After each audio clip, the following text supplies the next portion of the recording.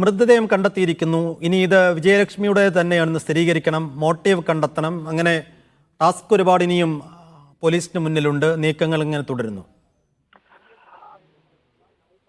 സൈഫുദ്ദീൻ, അതായത് പോലീസിന് ലഭിച്ച വിവരത്തിന്റെ അടിസ്ഥാനത്തിലുള്ള അന്വേഷണം, ആ അന്വേഷണവുമായി ബന്ധപ്പെട്ട് ലഭിച്ച മൊഴി, ആ മൊഴിയെ പൂർണ്ണമായും സാധൂകരിക്കുന്ന തെളിവുകളിലേക്ക് പോലീസിന് എത്താൻ കഴിഞ്ഞു എന്ന ഏറ്റവും പ്രധാനപ്പെട്ട കാര്യമാണ് ഇപ്പോൾ പറയാൻ കഴിയുന്നത്. കാരണം രാവിലെ ഏതാണ്ട് 10 മണിയോടുകൂടി പോലീസ് ആരംഭിച്ച യജ്ഞം 11 മണിയോടുകൂടിയാണ് അമ്പലപ്പുഴയിൽ എത്തുന്നത്.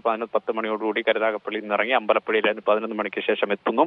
ഒരേ സമയം തന്നെ 2 സ്ഥലത്ത് പരിശോധന, അതായത് ഈ ജയചന്ദ്രന്റെ വീട് കേന്ദ്രീകരിച്ച് പരിശോധന, ജയചന്ദ്രൻ അതിനകത്തേക്ക് കൊണ്ടുവന്ന് തെളിവെടുപ്പ് നടത്തുകയും ഫോറൻസിക് വിദഗ്ധരടക്കമുള്ള ആളുകളുടെ സാന്നിധ്യത്തിൽ പരിശോധന നടത്തുകയും ചെയ്യുന്നു. അതേസമയം തന്നെ തൊട്ടടുത്ത പറമ്പിൽ കുഴിച്ചുമൂടി എന്ന വിവരം നേരത്തെ ലഭിച്ചതുകൊണ്ട് അവിടെ ടാർപ്പ കെട്ടി, കറുത്ത ഷീറ്റ് കെട്ടി അതിനകത്ത് മാധ്യമപ്രവർത്തകരെയും നാട്ടുകാരെയും ഒക്കെ വളരെ ദൂരത്തേക്ക് മാറ്റി നിർത്തി കുഴിയെടുക്കുകയായിരുന്നു. കുഴിയെടുക്കുന്ന സമയത്ത് പോലീസിനെ കുഴച്ച ഏറ്റവും പ്രധാനപ്പെട്ട കാര്യം, കുഴിക്ക് മുകളിൽ സിമന്റ് തേച്ച് കോൺക്രീറ്റ് ചെയ്യാൻ ശ്രമിച്ചിരുന്നു എന്ന് മനസ്സിലാക്കാൻ കഴിയും. കാരണം നായ ഇതിനു മുമ്പ് എപ്പോഴും കുഴി മാന്തിയിട്ടുണ്ട് എന്ന് കണ്ടാണ് സിമന്റ് തേച്ചത് എന്ന് പ്രതി പോലീസിനോട് പറഞ്ഞിരുന്നു എന്ന് പോലീസ് വൃത്തങ്ങളിൽ നിന്ന് നമുക്ക് ലഭിക്കുന്നുണ്ട്. അങ്ങനെ വളരെ ആസൂത്രിതമായി ആണ് ഈ കൊലപാതകം നടത്തി ഇത് കുഴിച്ചു മൂടിയത്.